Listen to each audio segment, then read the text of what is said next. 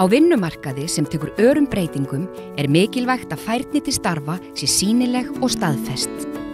Í því felst ávinningur fyrir fyrirtæki og starfsfólk. Fagbréf atvinnulífsins eru leið til þess.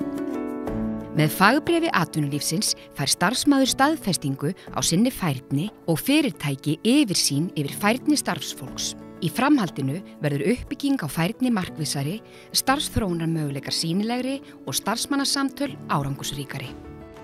Fagbréf atvinnulífsins byggja á samstarfi fyrirtækis eða stofnunar og starfsfólks. Forsenda að til staðar sé starfsreynsla hjá þáttakendum og starfsþjálfun í boði ef þörf á. Ferlið í 4 þrepum: undirbúningur, raunfærnimat, starfsþjálfun og staðfesting á færni með fagbréfi. Færniviðmið fyrir störf eru unnin þvert á fyrirtæki. Til grundvallar liggja hæfnigreiningar starfa sem fela í sér lýsingu á starfi og verkefnum.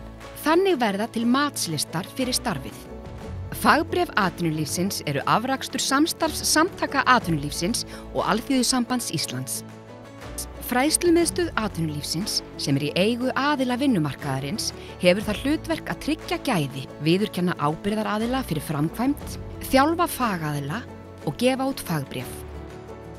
Ábyrgð framkvæmdar í einstökum fyrirtækjum eða stofnunum getur verið hjá símenntunarmiðstöðvum, fræðslumiðstöðvum iðngreina, öðrum fræðsluaðilum, ráðgjöfum eða hjá því fyrirtæki eða stofnun þar sem verkefnið fer fram.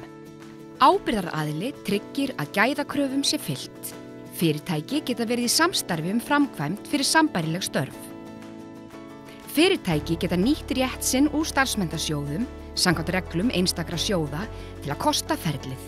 Á móti þurfa þau að leggja fram tíma starfsfólks, matsaðila og starfsþjálfa.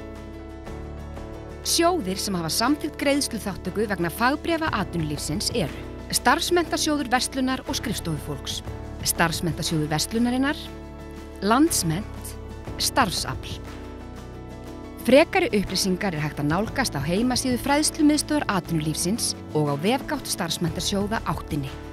Öflugt atvinnulíf byggir á öflugu starfsfólki.